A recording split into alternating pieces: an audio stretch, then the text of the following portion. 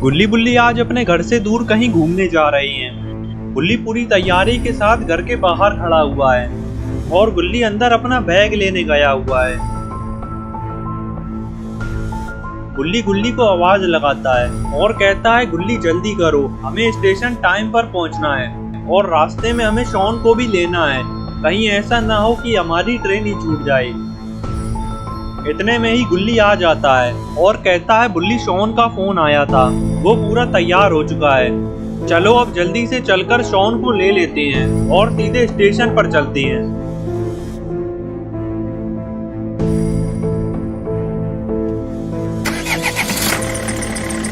गुल्ली बुल्ली गाड़ी में बैठकर शॉन के घर की तरफ निकल जाती हैं।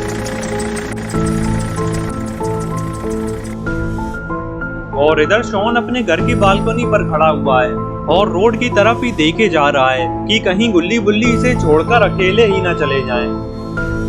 तभी शॉन को सामने से आती हुई गुल्ली बुल्ली की गाड़ी दिखाई देती है और शॉन फौरन बालकनी से उतरकर घर से बाहर आ जाता है। ये क्या, शॉन के पास तो काफी सारा सामान है, लेकिन ये इतना सारा सामान क्यों लाया है? गुल्ली बुल्ली तो सिर्फ 2-3 दिन के लिए ही घूमने जा रहे हैं। गुल्ली शॉन से पूछता है, शॉन ये इतना सारा सामान किसका है? क्या तुम्हारे साथ कोई और भी चल रहा है? शॉन कहता है, नहीं गुल्ली, ये सारा सामान मेरा ही है। एक बैग में मेरे टोपे भरे हुए हैं और एक में स्वेटर है और इसमें बचा हुआ सारा सामान पड़ा हुआ है। क्योंकि शिमला में बहुत सर्दी पड़ती है, इसलिए मैंने काफी सारी तैयारी कर ली है। अगर तुम लोगों को भी स्वेटर चाहिए हो तो मुझसे ले लेना।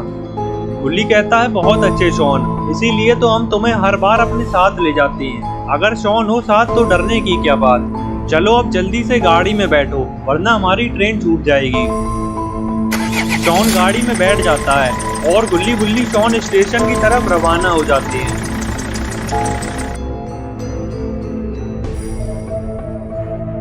थोड़ी देर में ही गुल्ली बुल्ली और शॉन स्टेशन पर पहुंच जाते हैं। गुल्ली गाड़ी को साइड में रोक देता है और गुल्ली और शॉन अपना अपना सामान गाड़ी में से उतार लेते हैं। गुल्ली कहता है, तुम दोनों चलो, मैं गाड़ी को पार्किंग पर लगा कर आता हूँ। और फिर गुल्ली गाड़ी को पार्किंग पर लगाने के लिए चला जाता है और गुल्ली और शॉन स्टेशन के अंदर की तरफ जाने लगते हैं।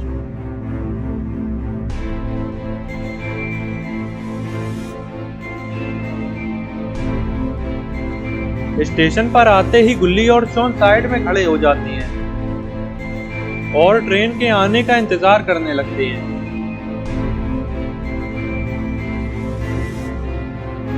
इतने में ही गुल्ली गाड़ी को पार्क करके आ जाता है और गुल्ली और शॉन से कहता है, तुम लोग उधर कहाँ देख रहे हो? ट्रेन तो इस तरफ से आने वाली है। और वो देखो, ट्रेन आ भी गई है।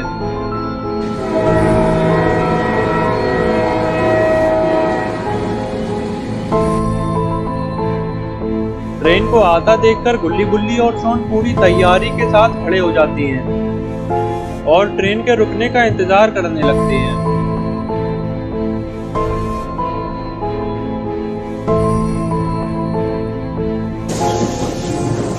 ट्रेन के रुकते ही गुल्ली बुल्ली और शॉन तीनों ट्रेन पर चढ़ जाते हैं। ट्रेन में काफी कम लोग हैं, इसलिए गुल्ली बुल्ली और शॉन को आराम से जगह मिल जाती है और ये तीनों पास वाली सीट पर ही बैठ जाते हैं और थोड़ी ही देर में ट्रेन चल देती है। गुल्ली के सामने एक आदमी बैठा हुआ है जो कि अखबार पढ़ने में लगा हुआ है। गुल्ली इस आदमी को ही देखे जा रहा है क्योंकि इसके कपड़ों पर काफी सारा खून लगा हुआ है, इसीलिए गुल्ली को ये आदमी कुछ ठीक नहीं लग रहा है।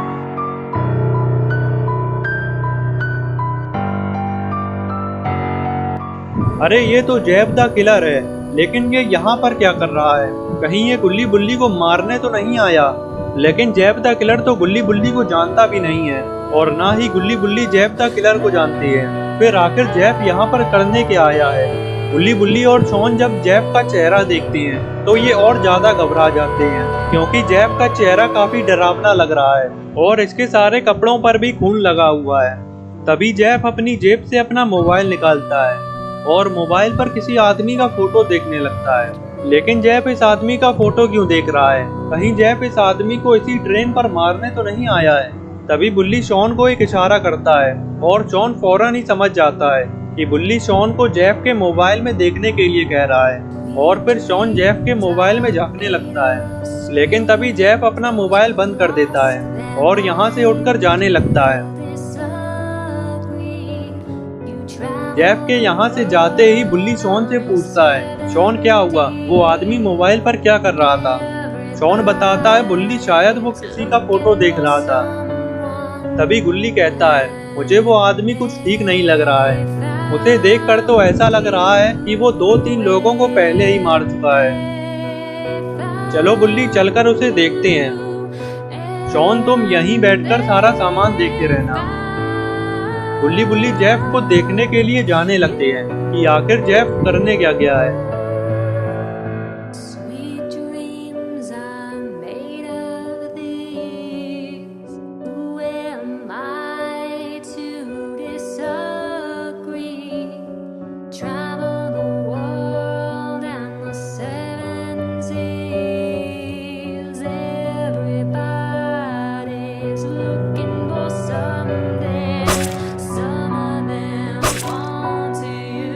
अरे ये क्या, जेफ ने तो इस आदमी को मार दिया है जिसकी ये कुछ देर पहले मोबाइल पर फोटो देख रहा था।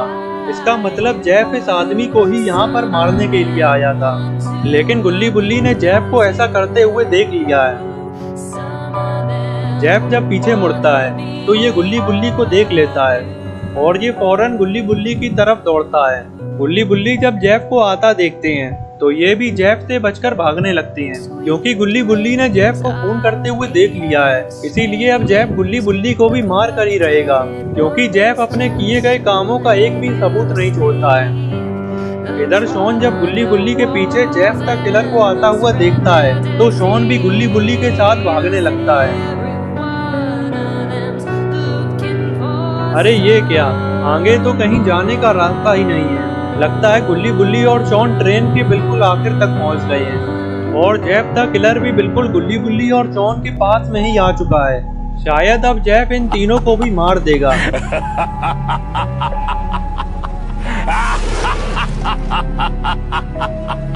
तो दोस्तों, अब क्या होगा बुल्ली और शॉन का? क्या जेफ द किलर बुल्ली और शॉन को मार देगा या फिर ये किसी तरीके से बच जाएंगे?